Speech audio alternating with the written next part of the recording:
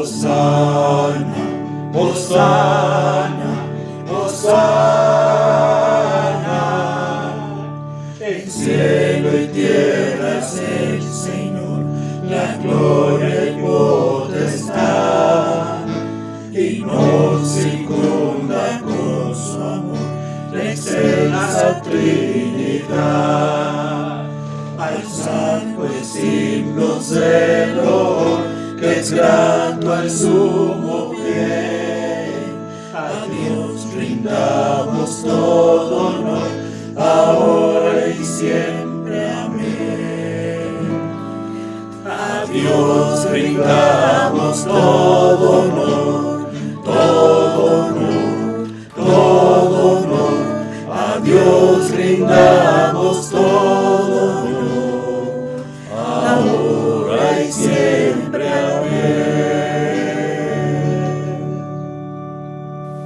Enviamos un abrazo a la congregación Coacalco que siempre nos escucha y los hermanos que hacen favor también de compartir con nosotros estos tiempos. Hoy estamos en la predicación de Gálatas 3, versículos 19 al 29. El título es El propósito de la ley. Gálatas 3, 19 al 29. La palabra del Señor dice: entonces, ¿para qué sirve la ley? Fue añadida a causa de las transgresiones, hasta que viniese la simiente a quien fue hecha la promesa, y fue ordenada por medio de ángeles en mano de un mediador. Y el mediador no es de uno solo, pero Dios es uno. Luego, la ley es contraria a las promesas de Dios en ninguna manera, porque si la ley dada pudiera vivificar, la justicia fuera verdaderamente por la ley. Mas la Escritura lo encerró todo bajo pecado, para que la promesa que es por la fe en Jesucristo fuese dada a los creyentes. Pero antes que viniese la fe, estábamos confinados bajo la ley, encerrados para aquella fe que iba a ser revelada. De manera que la ley ha sido nuestro ayo para llevarnos a Cristo, a fin de que fuésemos justificados por la fe. Pero venida la fe, ya no estamos bajo ayo, pues todos sois hijos de Dios por la fe en Cristo Jesús. Porque todos los que habéis sido bautizados en Cristo, de Cristo estáis revestidos. Ya no hay judío ni griego, no hay esclavo ni libre, no hay varón ni mujer, porque todos vosotros sois uno en Cristo Jesús. Y si vosotros sois de Cristo, ciertamente linaje de Abraham sois y herederos según la promesa. Bueno, pues gracias a Dios por este texto de su palabra, que sigue aclarando la diferencia del judaísmo con el cristianismo. Decíamos que el judaísmo fue un antecedente para el cristianismo, pero no es una circunstancia de vigencia que debamos mantener nosotros como cristianos. Las ceremonias, los rituales, aún algunos de los principios que se manejaban en el Antiguo Testamento. Esa relación tiene que ser muy bien entendida, porque en el caso de Pablo fue un alto costo que tuvo en su ministerio. Fue perseguido en las iglesias donde él llegaba a predicar, en donde llegaba a fundar. Había un grupo que se llamaba Judaizante, que siempre estaba en contra de la predicación de Cristo y decían que se estaba traicionando el Antiguo Testamento, cuando lo que realmente pasó es que el Antiguo Testamento cumplió un objetivo. El Antiguo Testamento señaló todo el pecado, dice que encerró todo bajo pecado para que supiésemos qué es pecado. Entonces el Antiguo Testamento también señalaba la necesidad de un Salvador, y el único Salvador es el Señor Jesús. Cuando en el Antiguo Testamento no estaba la fe en Cristo, por eso tenía que tener esa continuidad. Desde el año 1500 a.C., cuando Dios dio la ley a Moisés, fue vigente. Pero venido Cristo, ya no podemos tener estas formas ceremoniales, y en Cristo ya no tenemos tampoco que imponer algunas normas del judaísmo, que fue una situación de contexto. Vemos que Pablo tuvo que estar señalando en las iglesias que no eran de Jerusalén o de las ciudades propiamente judías, que los que se convertían a Cristo no necesitaban ni la circuncisión ni todas las ceremonias levíticas, sino solamente Jesús en su corazón. Entonces, esa idea de antecedente y lo que viene siendo la posterior fe ya en Cristo es lo que se está disertando en esta carta. Nosotros vemos aquí en el contexto de la carta que la ley de Moisés señaló todo lo que es el pecado. Por nombre se citó todas las conductas que Dios considera pecado. Esa era la utilidad. Porque cuando la gente no tenía esa ley, todos teníamos la tendencia de justificar y decir que algo que cometemos no sabíamos que era pecado, pero realmente el pecado nos separa de Dios. Entonces, toda la gravedad del pecado fue muy descrita, así de manera muy concreta en el Antiguo Testamento. Y no solamente es el Pentateuco, los 5 libros de Moisés, todo el Antiguo Testamento señalaba esa realidad del pecado. Algo que también tenemos que añadir es que la ley daba una oportunidad de perdón. La oportunidad de perdón era pues hacer el sacrificio por el pecado personal, el pecado nacional en el de la expiación o algunos pecados que cada persona tenía una conciencia delante de Dios e iba y cumplía con Dios pidiendo que ese cordero o ese carnero o ese toro fuera representativo de una víctima para justificar el pecado. Pero lo que la ley no señalaba era la transformación del corazón. Realmente había una obra de Dios tratando con los corazones de las personas, pero no era como sucede en el Nuevo Testamento, donde Dios trata en nuestro corazón y de veras pues hace muy notorio lo que está pasando en nosotros. Entonces el Antiguo Testamento tuvo una vigencia, veremos hoy 2 características de la ley, pero ya ahora venido Cristo no podemos continuar con los rudimentos dados en el judaísmo. La promesa hecha a Abraham era para salvación para todas las naciones. Recordamos desde Génesis 12:3, donde Dios le dijo a Abraham, en ti serán benditas todas las etnias, todas las naciones de la tierra. Dios no estaba nada más hablando del judaísmo, sino que la salvación iba a venir para todas las naciones. Hubiera sido totalmente monocultural, dedicado a una cultura, el hecho de que Dios le dijera a Abraham, en tu simiente será salva tu nación. Pero Dios le dijo, las naciones. Entonces, esa idea de naciones habla mucho del enfoque misionero de la palabra, la salvación para todos los grupos de idioma o de raza en la historia. Y también esto se desglosa muy claramente en el Antiguo Testamento, cuando la salvación, las personas que no eran judías tenían que escuchar y tenían que venir para estar en propiamente los rudimentos del judaísmo para acercarse a Dios. Pero el Nuevo Testamento es totalmente distinto. Incluso hasta la expresión del Nuevo Testamento, cómo el Evangelio llegó, cómo hubo salvación, personas que no tienen nada que ver con el judaísmo empezaban a ser cristianos fieles delante de Dios. Y esa es la idea que nosotros manejamos. Ya en Cristo tenemos que seguir siendo libres totalmente, solamente por el sacrificio que Jesús hizo en la cruz del Calvario. Vamos a contemplar 2 características de la ley, descritas en estos versículos 19 al 29 de Gálatas 3. La primera característica es que era parcial, o sea, abarcaba una parte de la necesidad. Ya dijimos, señalaba el pecado, daba la oportunidad de un perdón, pero no cambiaba el corazón. El cambio del corazón era muy, muy poco notorio en el Antiguo Testamento. Entonces vemos aquí que los sacrificios levíticos tuvieron un propósito. Recordamos en Levítico y en Deuteronomio tenemos todas las desglose de la ley, tenemos allí pues esos sacrificios que representaban el pecado y que daban una oportunidad de buscar el perdón. Dice el versículo 19, entonces ¿para qué sirve la ley? Fue añadida a causa de las transgresiones, hasta que viniese la simiente a quien fue hecha la promesa, y fue ordenada por medio de ángeles en mano de un mediador. Entonces dice aquí Pablo claramente que la ley sí tiene una gran utilidad, o sea, no está tratando de descartar ninguna utilidad de la ley, sino que dice fue útil a causa de las transgresiones. Aquí la palabra transgresiones es un pecado. Nuestros pecados, que siempre son graves delante de Dios, transgredimos las leyes de Dios porque tenemos una naturaleza caída o pecaminosa. Entonces nuestro pecado fue la causa de que viniera la ley. Nuestro pecado dio lugar a que viniera la ley y la ley vino para señalar el pecado. Pero dice que era algo así hasta que viniese a quien fue hecha la promesa. O sea, hasta significa un tiempo, un límite de tiempo que no iba a ser permanente la vigencia de los principios y propósitos de la ley.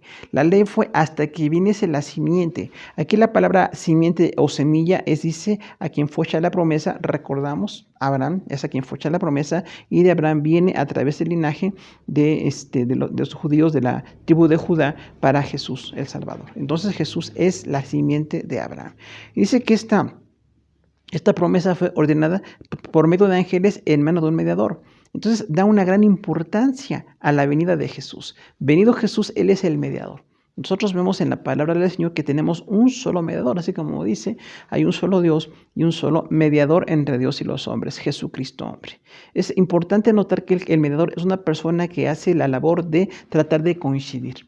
tratar de reconciliar a dos partes, donde hay un desacuerdo, donde hay algo que se tiene que corregir, y ese mediador es Jesús para nosotros, ¿no? Y también es importante notar que este mediador es para todas las naciones, como vemos en este texto, ¿no? Entonces la ley tuvo una función, pero no era lo más importante. Lo más importante o relevante era el mediador. Dice versículo 20, y el mediador no lo es de uno solo, pero Dios es uno. Ahora, esta parte del texto es muy relevante para nosotros porque la ley era como muy enfocada a los judíos, o los judíos sentían que estaba muy enfocada en ellos como nación, como grupo étnico. Pero dice aquí el apóstol Pablo, el apóstol de los gentiles, el mediador no lo es de uno solo. O sea, no es para un solo pueblo, no es para una sola nación. En un momento la ley señaló a un pueblo la necesidad de enseñar qué es el pecado. Y el judaísmo tuvo ese tiempo, 1500 años, desde Moisés, donde se señaló el pecado, y la mayor parte de las veces que vemos la descripción del Antiguo Testamento, los judíos estaban fallando, porque somos injustos, porque cometemos un pecado y quebrantamos toda la ley. Y entonces tenemos la necesidad de un cambio en el corazón, de un intercesor permanente, un sacerdote que es Jesús, como lo describe el libro de Hebreos. El gran mediador, el gran sumo sacerdote para nosotros es Jesús. Y dice, no lo es uno solo.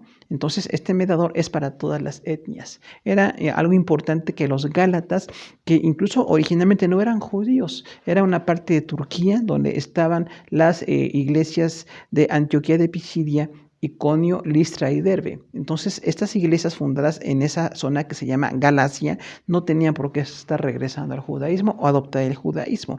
Tenemos a un mediador para todas las naciones. Y dice aquí Pablo, pero Dios es uno. O sea, en una idea como de oposición, dice, el mediador es de unos, no es de uno solo, es de muchos, pero Dios es uno. La unidad de Dios otra vez, ¿no? Decimos aquí un solo creador, aunque las personas son el Padre, el Hijo y el Espíritu Santo, totalmente descritas en los dos testamentos, vemos que es uno. Lo que Dios para nosotros es uno, o sea, no son muchos dioses, Dios es uno. Y el mediador es parte de la divinidad. Es así de relevante este texto, ¿no? Jesús como parte de su divinidad, decíamos, ¿no? La parte divina del Padre, del Hijo y del Espíritu Santo.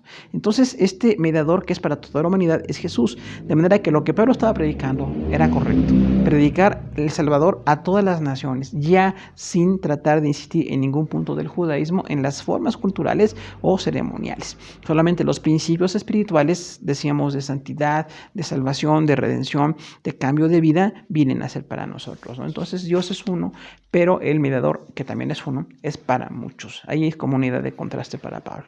El versículo 21 dice, luego, la ley es contraria a las promesas de Dios en ninguna manera.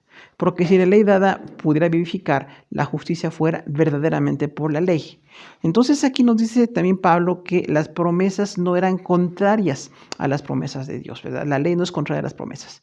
Porque recordamos que la ley eran requerimientos, eran prohibiciones, señalamientos de pecado. Y la promesa era así como dar una bendición a futuro de salvación para todas las naciones. Entonces dice Pablo, no hay una separación entre la ley y las promesas. La ley fue necesaria, tuvo un tiempo, pero no es opuesta a las promesas. Las promesas de salvación estaban implícitas en la ley. La ley se cumple por la obra de Jesús en nuestro corazón. Nosotros no podemos por nuestra fuerza personal o decisión personal tratar de cumplir con santidad. Dependemos de la obra de Dios. Dependemos de la labor del Espíritu Santo que santifica, de la obra de Jesús que nos perdona y de la obra del Padre que nos llama a la salvación. Entonces Pablo dice aquí, las promesas no están opuestas a la ley en ninguna manera. Esta frase es muy común en Pablo, como indicando no hay manera de decir que esto se opone la ley con las promesas. Es totalmente consecutiva. La ley fue el antecedente para la gracia. Pero dice Pablo, porque si la ley pudiera vivificar, la justicia fuera verdaderamente por la ley. Entonces, esta parte del texto nos dice que si la ley nos diera vida, o sea, nos diera la salvación permanente como Jesús hace, el cambio en nuestro corazón, entonces la justicia fuera por la ley, o sea, la justificación quiere decir aquí. Si la ley dada en el Antiguo Testamento, que solamente fue didáctica, solamente fue de señalamiento del pecado, pudiera dar vida nueva, pudiera transformar el corazón, entonces las personas redimidas o justificadas sería por la ley. Exactamente, la ley hubiera cumplido totalmente el propósito, pero no sucedió así. La ley solamente señalaba el pecado, pero no logra el cambio de vida.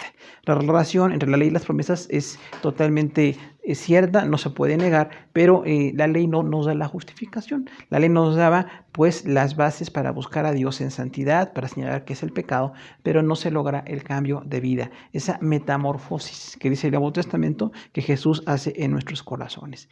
Versículo 22 dice: mas la Escritura lo encerró todo bajo pecado, para que la promesa que es por la fe en Jesucristo fuese dada a los creyentes. Entonces, Pablo aquí habla de la Escritura como del Antiguo Testamento. Todo el Antiguo Testamento, específicamente la ley que hablaba del pecado, dice, esta Escritura lo encerró todo bajo pecado, o sea, señaló el pecado. Todas las conductas que tenemos que son pecado delante de Dios están ahí descritas. Y lo tenemos también en el Nuevo Testamento, textos como Romanos 1 o Gálatas 5, donde está por nombre todas las conductas que son pecado delante de Dios. O sea que no hay manera de que alguien piense que por su criterio personal puede practicar un pecado y sentir que no lo es delante de Dios. Está desde el Antiguo Testamento, ya hace 3.500 años que Moisés dio la ley a los judíos. Bueno, Dios a través de Moisés ya se señalaba el pecado. Y hace 2.000 años que vino Jesús a la tierra y se fundó la iglesia, se ha estado predicando también el pecado. Entonces vemos ahí incluso pues esa consecución, esa idea de continuidad. El Antiguo Testamento decía, esas conductas son pecado, y el Nuevo Testamento también dice, todas estas conductas son pecado y se necesita la obra de Dios para erradicar el pecado de nuestro corazón, lo cual es la redención o la justificación que nos da el Señor. Y dice entonces, porque para que la promesa que es por la fe de Jesucristo fuese dada a los creyentes. Entonces, esa promesa dada a Abraham de salvación de las naciones, aquí viene a describirse de manera mucho más concreta. Esa promesa se cumple en Jesús. No se cumplió en Abraham ni en ninguna otra persona del linaje abrámico. Se cumplió hasta Jesús. Esta promesa es en Jesucristo dada a los creyentes. La palabra dada es concedida, ¿no? O cumplida. Entonces, se cumple esa promesa que Dios le dio a Abraham para que hasta que viniera Jesús se hiciera la salvación para toda la humanidad. Entonces, la ley identificó todos los pecados. No hay ninguna duda de esto. Cualquier persona que puede leer el Antiguo Testamento, vemos ahí todo lo que es el pecado. Y no nada más en la ley que los describe, sino todos los demás libros de históricos, proféticos, poéticos, tenemos allí la descripción del pecado. E incluso nos da la narración del pecado, cómo afecta la vida de personas, cómo destruye, cómo es totalmente reprobable delante del Señor. Y la fe que tenemos en Jesús es para salvación. Jesús nos da la salvación, pero necesitamos tener pues esa aceptación de su obra, aceptar a Jesús como nuestro Señor y Salvador. Aprendemos aquí que somos bendecidos con la enseñanza de la ley como una definición de la ley mosaica. El pecado la hizo necesaria y se hizo evidente la necesidad de un Salvador. Entonces la ley cubre dos necesidades: señalar el pecado, que ya tenemos entonces muy claro qué es el pecado desde ese tiempo, pero también se señaló la necesidad de un Salvador. Los judíos mismos sabían que no podían mantenerse en la ley. El pecado sigue en nuestro corazón hasta que Jesús hace la regeneración y tenemos una obra de Dios que es constante, y por eso la santidad es permanente, porque tenemos una lucha cotidiana con conductas, con prácticas, con circunstancias personales que tenemos que ir entregando a Dios para que el Salvador realmente haga una obra completa. Pero el Antiguo Testamento no hacía esa obra, solamente señalaba el pecado. La descripción del Mesías que tenemos aquí es el Salvador para todos los seres humanos. El Salvador para toda la humanidad es Jesús. El único mediador, el único salvador es Jesús. Y no hay otra forma de salvación. El judaísmo entonces quedó reducido un poco, quedó solamente confinado a un tiempo y a un espacio para señalar la ley. Pero Jesús es para todas las naciones. Y vemos esto en el Nuevo Testamento. La iglesia predicando, ¿no? Nada menos Pablo, primer apóstol que predicó a muchas naciones, y después otros apóstoles que también predicaban a otras naciones, llevando el mensaje de salvación ya sin el vínculo con los principios del judaísmo. Y recordamos aquí entonces a Dios actuando de manera plena para darnos la salvación. En el Antiguo Testamento revelando el pecado, señalando la necesidad del Salvador, y en el Nuevo Testamento dando la vida de Jesús para nuestra salvación, y bueno, esa reconciliación que tenemos con el Padre y esa santificación que tenemos con el Espíritu Santo. La reconciliación entonces tenemos pues para con Dios por medio de Jesús, como dice el Nuevo Testamento, pero también la obra de regeneración que tenemos con el Espíritu Santo y la santificación se da de una manera continua. Por eso decimos que la santidad es puntual y progresiva. O sea, Dios nos ve como santos. Ya nos perdonó. Somos totalmente sus hijos, pero en la experiencia cotidiana tenemos que crecer en santidad. Todavía enfrentamos tentaciones, circunstancias, enfrentamos esencia que tenemos en nuestros caracteres o en nuestra forma de vida, donde hay algo pecaminoso, tenemos que ir eliminándolo para la gloria de Dios. La ley y las promesas entonces tienen una continuidad. No hay contradicción. La ley tenía un tiempo, tenía una forma de funcionar y era el antecedente para el Nuevo Testamento. Pero la ley no lograba la justificación completa. Era parcial por un pecado. Y Jesús logra una justificación por todos los pecados y hace la transformación de nuestro corazón. El Antiguo Testamento señalaba la naturaleza y el alcance del pecado. O sea, realmente sí se enseñó cuán grave es el pecado. Desde que Adán y Eva decidieron creer más a Satanás que a Dios, dudar de la promesa de Dios, no ser fieles a Dios, todos nacemos con esa tendencia. Y entonces la naturaleza es así del pecado. No es algo fácil, solamente la obra de Jesús puede erradicar el pecado de nuestro corazón. Pero el alcance también se señala porque es universal.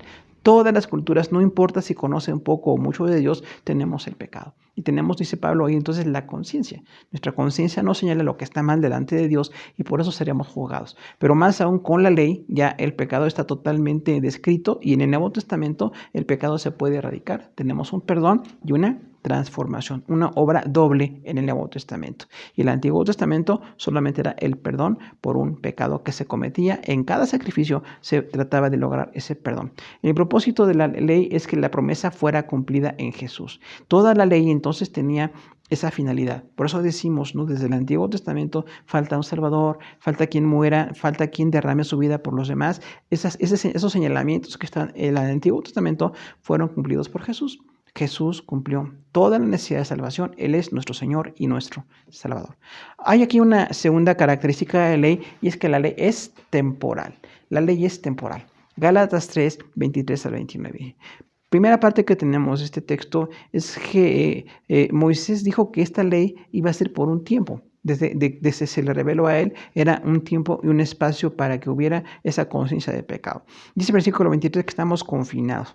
Pero antes que viniese la ley, estábamos confinados bajo la ley, encerrados para aquella fe que iba a ser revelada. Ahora, esta descripción de Pablo dice, antes que viniese la fe, o sea, en todo el Antiguo Testamento, todo lo que fue desde que Dios lo reveló a Moisés, esos 1500 años, hasta que vino Jesús, antes de que viniese la fe en Jesús, estábamos confinados. O sea, confinado quiere decir como encerrado, ¿no? A quien se le quita la libertad, quien está bajo un arresto domiciliario, quien está reducido en un espacio porque hay alguna circunstancia. Muchas veces de tipo legal, ¿verdad? Tenemos ese confinamiento y entonces estábamos, dice Pablo, como encerrados bajo la ley para que hasta que llegara la fe que iba a ser revelada. Entonces, esa ley que encerró todo bajo pecado, que señaló la necesidad, tuvo una utilidad. Incluso el pueblo judío tenía que haber predicado esa revelación que tuvieron del Antiguo Testamento, la necesidad de señalar el perdón, de buscar al Salvador y finalmente pues fallaron, ¿verdad? No lo hicieron, hubo muchas fallas como el pueblo judío, hasta que bueno, viene Jesús y lo crucificaron. Pero ya en Cristo dice, estábamos encerrados por la fe que iba a ser revelada. Entonces Pablo aquí dice que la fe que iba a ser revelada es la fe en Jesús. La fe en Jesús iba a ser revelada. No se reveló. En el Antiguo Testamento se dieron partes de revelación, así como algunos principios de revelación, pero plenamente se cumplió en Jesús. Desde que Jesús nació y vivió y murió y resucitó, y bueno, tenemos todo el Evangelio, entonces esa es la fe totalmente revelada. Nuestra fe revelada es que tenemos a un Salvador. Hay una ley que daba una idea de rigidez. La ley era muy rígida, decía, bueno, si la gente cumple muchos principios de aquí, pero quebranta uno, es deudor de toda la ley. Eso dice el Antiguo Testamento. Entonces, por eso decimos nosotros, ese era un enfoque tan rígido que si era necesario, fue temporal, pero ya no podemos manejarnos. Venido Jesús, ya no tenemos eso. Mostraba la trascendencia de la fe, o sea, finalmente cada judío que hacía un sacrificio y creía que Dios le perdonaba porque estaba ofreciendo una víctima en lugar de su pecado, era por fe. El judío tenía fe. en ese sacrificio revelado hasta ese momento. Pero nosotros tenemos al Cordero de Dios que quita el pecado del mundo, como fue descrito en el Nuevo Testamento. Entonces es mucho más grande la labor de Jesús, el alcance de Jesús. Pero en ese momento del Antiguo Testamento, pues sí, había como un confinamiento, había un encierro para esperar la plenitud de la promesa revelada. Dice el versículo 24, de manera que la ley ha sido nuestro ayo para llevarnos a Cristo, a fin de que fuésemos justificados por la fe. Aquí recordamos una circunstancia también de contexto, cuando dice Pablo, de manera que habla de una explicación. Esto es como una explicación, explicando lo que pasaba con la ley y con las promesas. Dice, la ley es como nuestro ayo. Recordamos que un ayo era un educador. Muchas veces en clases muy adineradas las personas ponían a cuidadores, como tutores o cuidadores que estaban a cargo de los pequeñitos, de los niños, para ver que fueran educados, para ver que se les atendiera en caso de alguna enfermedad e incluso a nivel legal que les representaran. Eso era un ayo. Pero ya los ayos tenían un tiempo y finalmente acaba. Cuando los niños crecían ya no necesitaban ese ayo, ¿no? Entonces dice por eso Pablo, la ley es como un ayo que temporalmente nos atendió, vio nuestra enfermedad, que nos dirigió, nos educó, pero ya ahora no estamos bajo ayo. Ya en Cristo tenemos una juventud o tenemos una adultez espiritual y ya no tenemos que estar bajo aquella ley que era un ayo, que fue necesario en un tiempo, así como para un niño era necesario su cuidador o su tutor, para nosotros fue necesaria la ley en el tiempo que Jesús no venía. Pero dice entonces a fin de que fuésemos justificados por la fe. Entonces la justificación que dice aquí Pablo, que es tan descrita por él, incluso en la epístola a los Romanos, habla de cómo Dios nos da el carácter de justos. Dios no ve nuestro pecado, lo borra con la sangre de Jesús y nos cambia todos los días para que seamos santos, para que crezcamos en santidad. Dice entonces, el propósito de la ley es que fuéramos justificados por la fe. Entonces, todo aquello que era esa rigidez de ceremonias y de sacrificios era así tan especial, pero decía Pablo, era como una guía, que era como una tutela temporal, como una educación temporal hasta que viniera la fe. Nosotros somos justificados por la fe. Dios no justifica a la gente por hacer un sacrificio allí en el esquema del Antiguo Testamento. Realmente se necesita la justificación de Jesús. Y ahí vemos entonces la continuidad del Antiguo y el Nuevo Testamento. Necesitamos observar todo el Antiguo Testamento, pero también todo el Nuevo Testamento. Toda la complementariedad que se da entre ellos para que podamos continuar en una vida de fe. Ya no quedándonos bajo esos rudimentos, bajo aquella expectativa de hacer sacrificio único por cada pecado y sin el cambio de nuestro corazón. Ya ha venido Jesús, tenemos una justificación por la fe. Por la fe, Dios me permite que Jesús muera en nuestro lugar y la sangre de Jesús nos da el perdón de nuestros pecados. Entonces dice Pablo, teníamos que ser justificados por la fe. La ley no era de fe, como decía el pasaje anterior. No era para que tuviéramos un espacio de fe, sino que tenía como una solución temporal e inmediata. Así, sin embargo, la gran decisión, el gran diseño de salvación es en Jesús. En Jesús se cumple plenamente el propósito de la salvación de Dios. Entonces, la ley que fue como un ayo, que era un cuidador y guía temporal, ya tuvo su tiempo. Así como un niño que ya tenía adolescencia o juventud, una persona, ya no necesitaba ese ayo, ¿verdad? Ese ayo fue quizá muy querido, es un gran propósito, es un gran trabajo, pero ya tenemos la edad para no necesitar a esos cuidadores o a esos tutores. Ahora, esta fe nos da el carácter de justos porque estamos en Jesús, no porque estuviéramos cumpliendo las ceremonias de la ley. Dice ahora en cuanto a la fe, versículo 25, pero venida la fe, ya no estamos bajo ayo. Entonces, dice Pablo claramente así como en esa idea del contexto de lo que eran los ayos o cuidadores o tutores, dice, venida la fe. O sea, cuando vino Jesús, cuando Jesús dio su vida por darnos la salvación, cuando Jesús nos concede la bendición de ser hijos de Dios y todas las doctrinas de la gracia, ¿no? La salvación, la adopción, la redención, la santificación, todo lo que tenemos nosotros ahí, regeneración en nuestro corazón, entonces ya tenemos un cambio en nuestra vida. Ya no necesitamos aquel ayo, dice, ya no estamos bajo ayo. Entonces era así como describir lo que pasaba con las personas que llegaban a la adolescencia, juventud o a la adultez.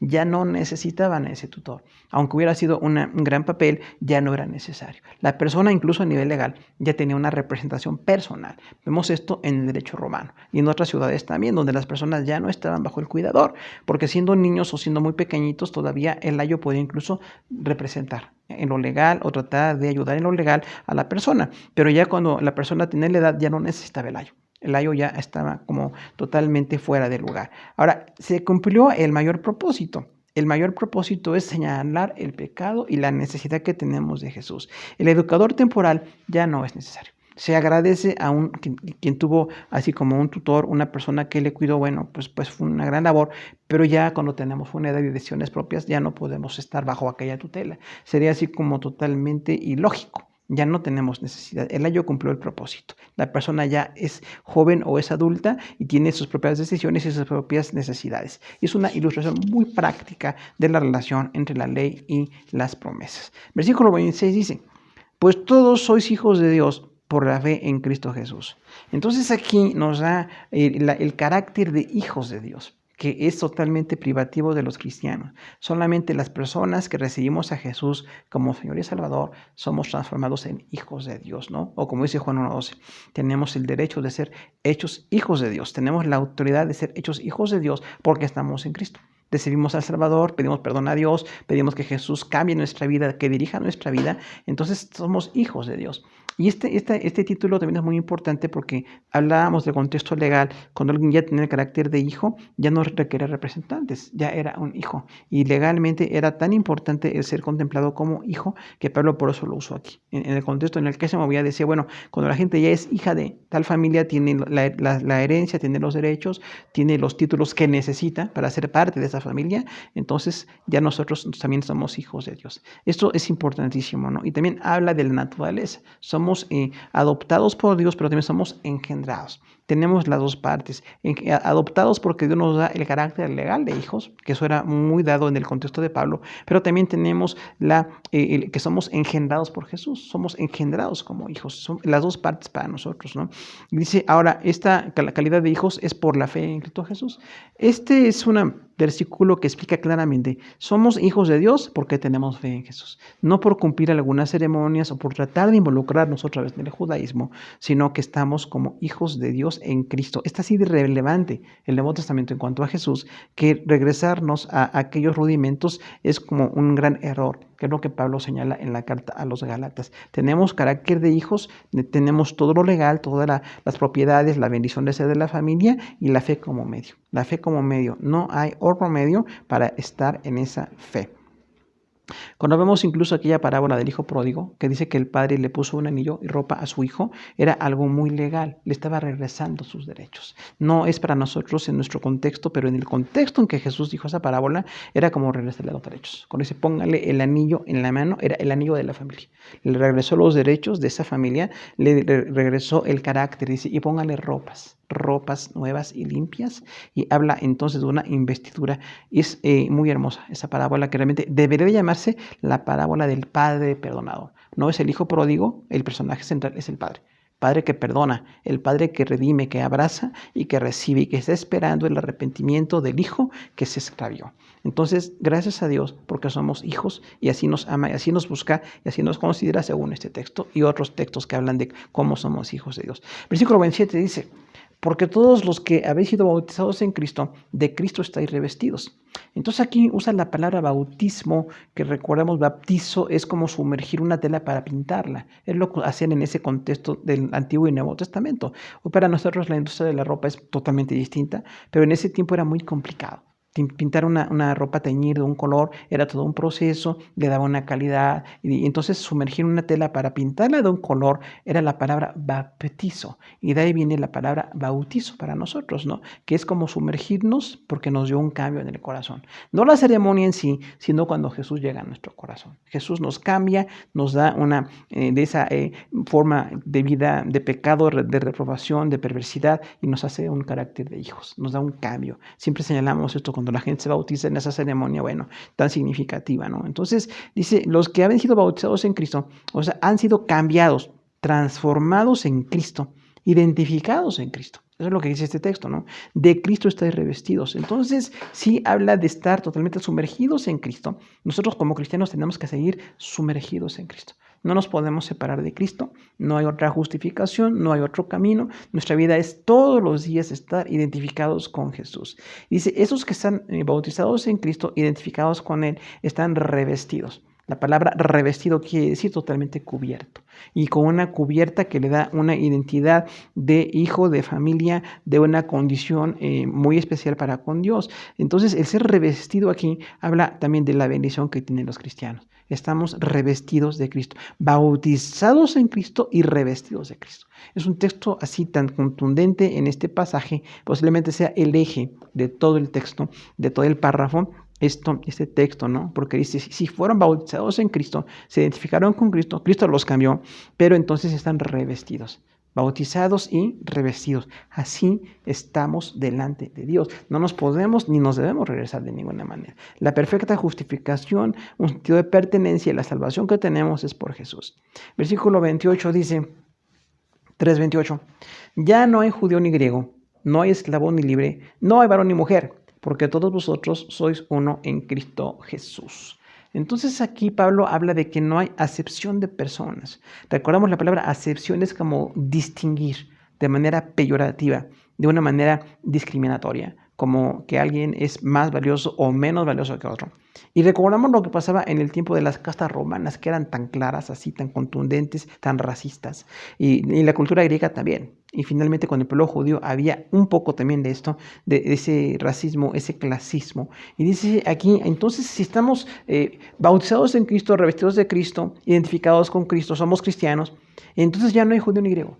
O sea, las dos culturas más representativas, la cultura judía porque era lo religioso para Pablo, los religiosos que se sentían cercanos a Dios por la ley, que debían ser cercanos a Dios por la ley, y el griego era la cultura dominante, aunque los romanos gobernaban en lo político, era en lo cultural y todos conocemos esto, la cultura griega, ¿no? O sea, ni los más religiosos judíos que intentan acercarse a Dios o que creen que se acercan a Dios, pero tampoco los griegos. Los más cultos, los más elegantes, los más destacados, los filósofos, los pensadores, los eruditos, la gente muy destacada, tampoco para nosotros hay una diferencia. Ni ser tan religioso, ni tener cultura o ser alguien conocedor. Ya no es lo importante. Recordamos que Pablo dice, esas cosas para mí eran ahora como basura. Finalmente ya no tengo ese valor o ese antivalor de la cultura religiosa o la cultura general. Dice, no es esclavo ni libre. También recordamos aquí que en el contexto de Pablo había una esclavitud. Y la esclavitud era limitada por Dios en el Antiguo Testamento y había un propósito de esa esclavitud. Dios no cambió la esclavitud. Nosotros en nuestro humanismo tenemos esa mentalidad, pero Dios no cambió la esclavitud. Dios permitió que la gente cambiara su corazón, como es el caso de Filemón y Onésimo, donde ese esclavo debe ser tratado como un hermano. Y Pablo lo dice en varias ocasiones, ¿no? Pero dice, entonces no es esclavo ni libre. O sea, los esclavos eran personas que se vendían por una deuda económica. Para no ser indigentes se declaraban esclavos de alguien. Y había muchas formas de esclavitud. De hecho, hay muchas formas de esclavitud todavía. Pero decía entonces, el que es esclavo y el que es libre. Recordamos aquí los libres en la cultura romana también que ya no eran esclavos. Era muy costoso, era muy complicado el proceso. Pero dice Pablo, ya no hay esclavo ni libre. O sea, la condición social del más pobre, el que tiene que trabajar para vivir, para no morir, y el que es libre o que es ciudadano, que tiene derechos, ya no es tampoco una diferencia para los cristianos. No hay varón ni mujer. Esto es un texto muy importante porque a veces no hemos entendido todo el desglose de la relación entre Adán y Eva, hombre y mujer, la sujeción de la mujer del Antiguo Testamento que hablaba de que tomó una decisión Eva y después sus decisiones están sujetas a Adán. Todo eso fue bajo una maldición. Pero venido Jesús, 1 Corintios 11, y aquí en Gálatas 3:28 dice esto, ya en Cristo no hay varón ni mujer. O sea, no hay esa diferencia del que es hombre y la que es mujer. ¿Por qué? Porque generalmente en muchas culturas el ser hombre da más derechos, da como una libertad, un reconocimiento, da una calidad superior, lo cual está mal. Pero entonces también la mujer, que en esa cultura era menospreciada, dice tampoco. La mujer no tiene que ser menospreciada, hay una igualdad. Somos hombres y mujeres iguales delante de Dios. Y no tenemos que estar manejando ahí entonces ese sexismo o esa mala interpretación de Efesios que dice que somos cabeza a los hombres, que la palabra cabeza es que sustenta y cuida, no es que se señorea o que piensa o que humilla, eso es machismo, ¿verdad? Y tampoco tenía que ser como feminismo o que la mujer sea agresiva con el hombre. Tenemos una igualdad. Hay un lugar para el hombre y la mujer en la familia, en el ministerio, en la sociedad y nosotros tenemos que respetar. Ya no hay esa distinción. Fíjense cuándo se dijo esto, ¿no? Estamos hablando de la segunda mitad del primer siglo. Después de Cristo, o sea, ya no hay varón ni mujer. Entonces, aún en las iglesias tenemos que señalar esto, porque a veces todavía hay mucho machismo en algunos sectores y también hay algún feminismo, ¿no? O matriarcados. Dice, todos ustedes son uno en Cristo Jesús, o sea, la unidad. En lugar de la diferencia religiosa o cultural del judío y el griego, en lugar de la diferencia económica del esclavo y el libre, en lugar de la diferencia de género de hombre y mujer, todos ustedes son uno en Cristo. Es un texto precioso. Somos uno en Cristo Jesús. Ya no nos interesan las diferencias, ni queremos señalarlas, ni que nos dé un estatus o que nos dé privilegios. Queremos ser uno en Cristo. Y de hecho, quien entiende esta unidad perfecta en lo económico, en lo político, en lo cultural, en lo espiritual, en la cuestión de género, tenemos una gran libertad. Somos uno en Cristo Jesús. No hay diferencia, tenemos las mismas responsabilidades y los mismos derechos delante de Dios. Según este texto que habla de la perfecta obra de Jesús en nuestro corazón. Entonces ya se desplazan las diferencias raciales y económicas. En ese contexto acaba la diferencia entre hombres y mujeres. Y eso se traslada también para nosotros exactamente igual. Versículo 29.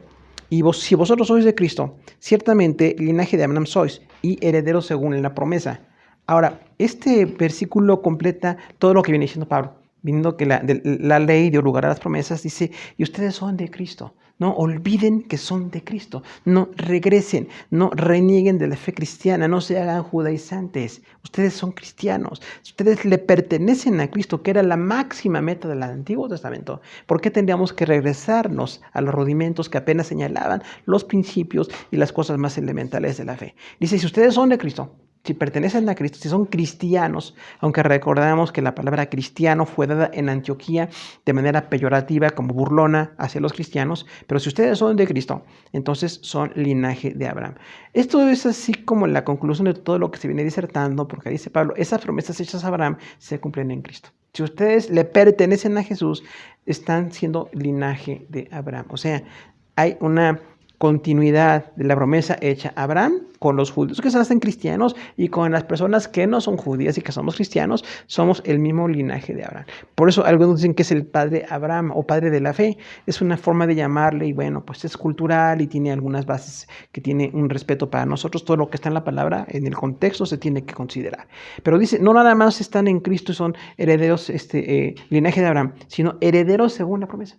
Entonces la herencia que tenemos es la salvación, la bendición, la comunión con Dios, el perdón, la regeneración. Esa herencia es según la promesa. Más allá de Abraham, la promesa es Jesús.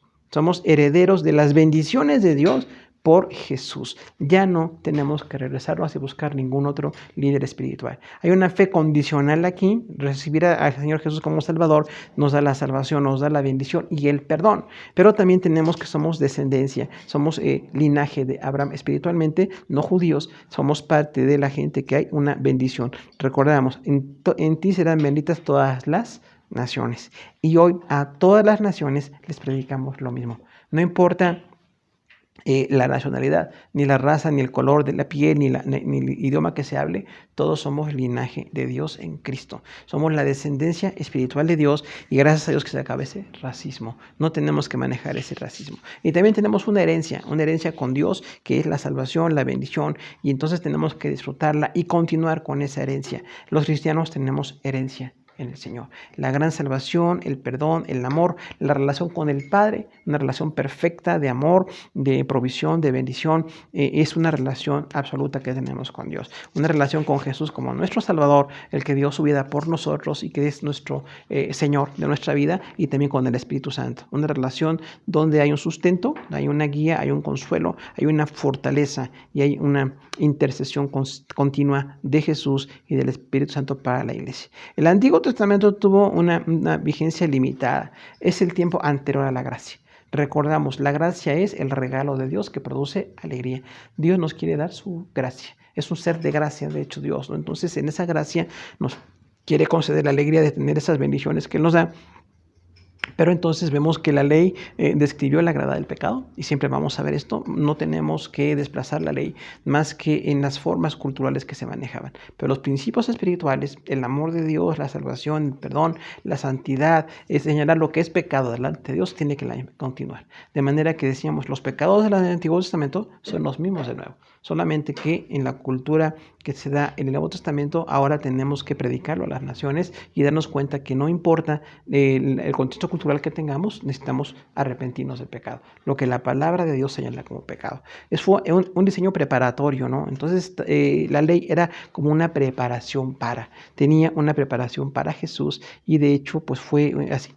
Señaló el pecado, fue necesario que se diera esa ley, y fue indispensable que el pueblo judío experimentara la necesidad de perdón y se publicara al mundo que hay un pecado que tenemos que arrepentirnos de él. Hay una condición de pecado que decíamos, esta es nuestra necesidad.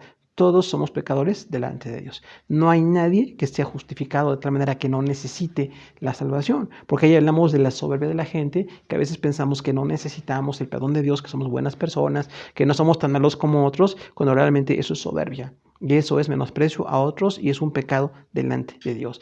Gracias a Dios que el pecado fue señalado en el Antiguo Testamento, repetido en el Nuevo Testamento, y ahora nosotros tenemos esas condiciones de pecado para pedir perdón a Dios, pedir transformación, y Dios deberá transformar nuestro corazón. Gracias a Dios, porque cada corazón transformado es una evidencia de la gracia en nuestro corazón, en nuestra vida. Una guía que tenemos aquí del Antiguo Testamento, que decíamos instrucción y cuidado, así como un tutor que proveía de cuidado físico en la alimentación, en necesidades médicas, que estaba atendiendo incluso como una representación legal para una persona menor de edad. Nosotros vemos que ya esa guía fue la ley. Cumplió su objetivo y ya no podemos seguir. Ahora tenemos a Jesús. En el mundo predicamos a Jesús. No predicamos ceremonias del Antiguo Testamento, no predicamos leyes, como decíamos, quizás haya unos 613 mandamientos, desde Génesis hasta Malaquías. Y no nada más vamos a estar predicando esos señalamientos de pecado. Tenemos que predicar que Jesús nos liberta. Nos da la bendición de dejar el pecado, cambia nuestro corazón, nos lleva al arrepentimiento, nos lleva a la gracia, y entonces la instrucción y el cuidado ya pasó. El perdón de pecados solamente se lo hará por Jesús. También tenemos que ver la importancia de la fe, o sea, esta fe que es la convicción de lo que no vemos, como dice Hebreos 11. Nosotros tenemos una convicción y una certeza de lo que no vemos. Estamos convencidos del amor de Dios, de la obra de Jesús, de la labor del Espíritu Santo, convencidos de la palabra que leemos, que tenemos que predicar, que tenemos el privilegio de leer y conocer cada día. Estamos realmente viviendo la fe. La fe nos lleva a una gran gracia. Y el Antiguo Testamento no daba tanta fe. Era solamente la fe por un sacrificio muy momentáneo, muy temporal, y solamente era eventual. Pero en Cristo Jesús la fe es todos los días. No tenemos que ir a un templo, a un lugar específico. Si Dios permite que nos reunamos, vamos a los templos para edificarnos. No porque en ese lugar esté Dios o algo así, que tenemos algunas ideas todavía muy antiguo testamentarias. Realmente son lugares de capacitación y amamos a la gente y nos amamos en Cristo, pero no necesitamos estar en un lugar. Donde quiera que estemos, seguimos adorando al Señor. Y las ceremonias perdieron toda esa vigencia. Señalaron el pecado, señalaron la necesidad de perdón, pero ya venido Jesús tenemos el perdón total. El perdón total viene en Cristo. Las ceremonias levíticas señalaban el pecado y Jesús cumplió con su sangre, da el perdón, cubre, perdona, cumple y da una bendición de que los pecados son borrados. También no olvidemos la calidad de hijos que nos habla de este texto. Somos hijos de Dios y es el alto grado, de verdad, donde vemos, como decíamos, que somos engendrados y adoptados. Dios nos engendró cuando nos recibió en Cristo. Seguimos teniendo fallas de carácter, errores, aún a veces el pecado nos asedia y tenemos que estar batallando con todo esto, pero por la gracia de Dios tenemos la bendición de continuar. Somos hijos de Dios, hijas de Dios. Entonces hay una bendición totalmente distinta para nosotros porque tenemos la gracia de que en Cristo tenemos esa calidad de hijos. Y decíamos también adoptados, que en el tiempo de Pablo era un proceso tan complicado que duraba años, costaba mucho adoptar a alguien, pero era muy importante ser adoptado. En Cristo nosotros tenemos entonces que somos engendrados, sí, adoptados. La parte genética y la parte legal delante de Dios cubiertas, como lo describe aquí Pablo, y en varios textos lo describe también este mismo apóstol. Estamos en el Señor Jesús, o sea, no tenemos otra forma de ser hijos más que estando en Cristo Jesús. Estar en el Señor es posicional, recordamos, ¿no? Entonces estamos en Cristo, es ubicados, identificados, así totalmente inmersos en Jesús, como dice aquí, bautizados, revestidos de. Nosotros estamos en Cristo y cada día tenemos que seguir así. rogando que el Señor nos mantenga bautizados y que nos tenga revestidos en Cristo, y no tenemos necesidad de nada más. Crecemos en fe, nos preparamos, oramos, servimos como podemos, lo mejor que podemos, y eso es una bendición, pero ya somos hijos delante del Señor. Y la centralidad que tenemos en Jesús es totalmente relevante. Aquí dice ese vínculo entre las ley del Antiguo Testamento y las promesas de Abraham, el vínculo es Jesús. En Jesús se cumple la ley porque Él obedeció la ley y pagó con su sangre por la ley. Pero también Jesús nos da el vínculo con las promesas, nos une con las promesas. Nosotros somos hijos en Jesús. Recordamos a Abraham y su paternidad espiritual que hablamos ya, pero nuestro gran Salvador, nuestro gran Señor es Jesús. Estamos cubiertos por Él.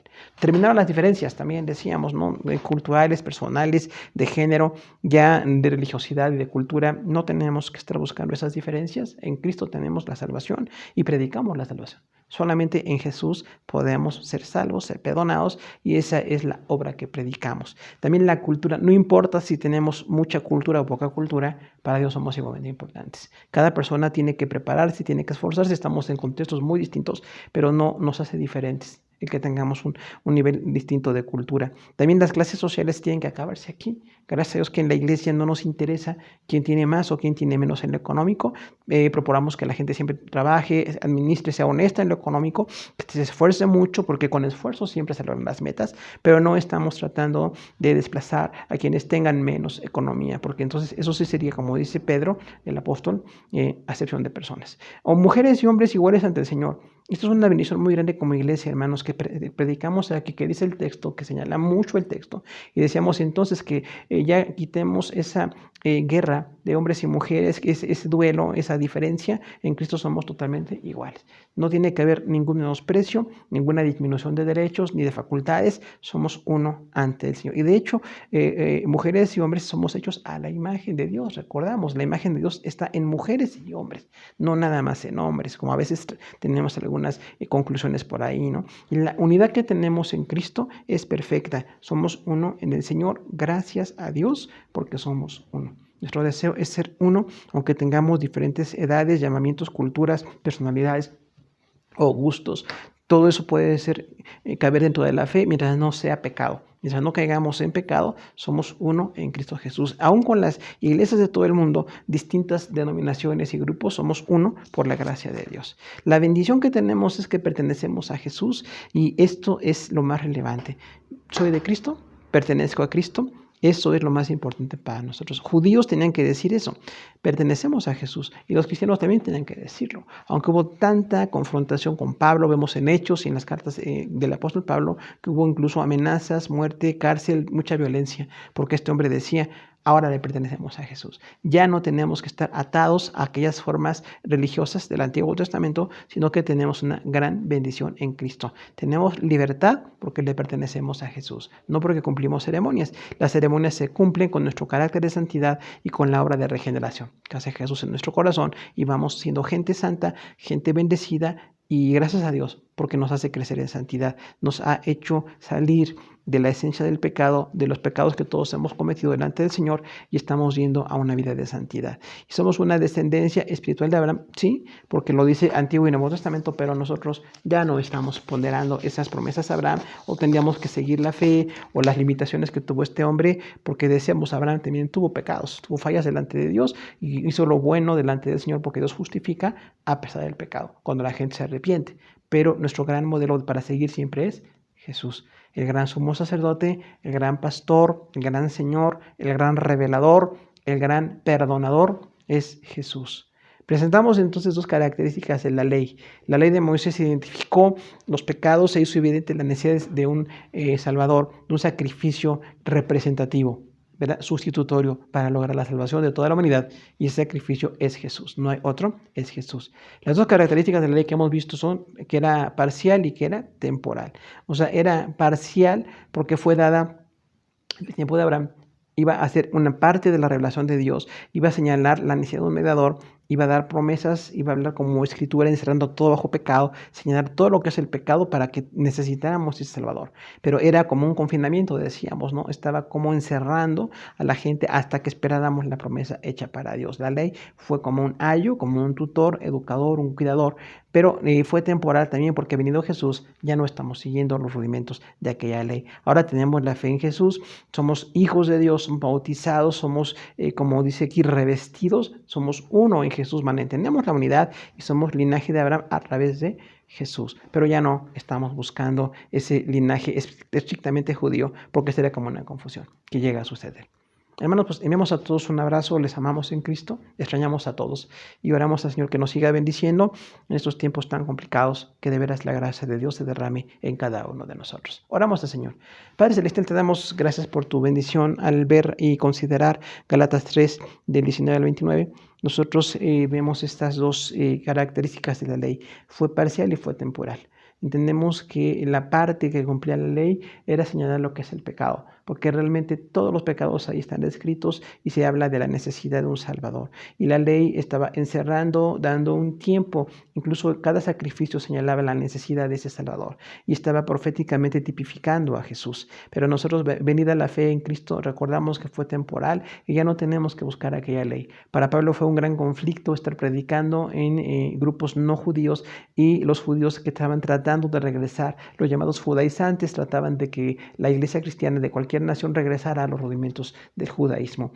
Pero esto fue un problema tan fuerte que vemos también en Hechos 15, el concilio de Jerusalén, años 50 después de Cristo, se arregló y se habló de que los no judíos no predicaran los rudimentos de las ceremonias levíticas, sino predicaran la fe en Jesús. Y hoy como cristianos en cualquier lugar del mundo, Señor, te damos gracias porque somos un linaje de fe. No importa nuestra raza, nuestra cultura, nuestro idioma, nuestra apariencia física, importa solamente que estamos en Cristo. Y esa es una grande, grande bendición y permanecerá hasta la eternidad. Si tú nos concedes la grande bendición de llegar a la eternidad, Señor, allá no habrá judío ni griego, ni esclavo ni libre, ni habrá persona, hombre o mujer, ni otro tipo de diferencias. Estamos unidos totalmente en la fe en Jesús y esta bendición la tenemos y te agradecemos porque es una realidad en nuestro corazón. Y oramos delante de ti que nos sigas bendiciendo, Señor, en este tiempo de confinamiento, ahora por otras causas, en este tiempo de distanciamiento físico, pero te rogamos que nos sigas bendiciendo y guardando, que haya testimonios de sanidad, de bendición para todos y que tu gracia, Señor, se revele en cada circunstancia. Por Cristo Jesús.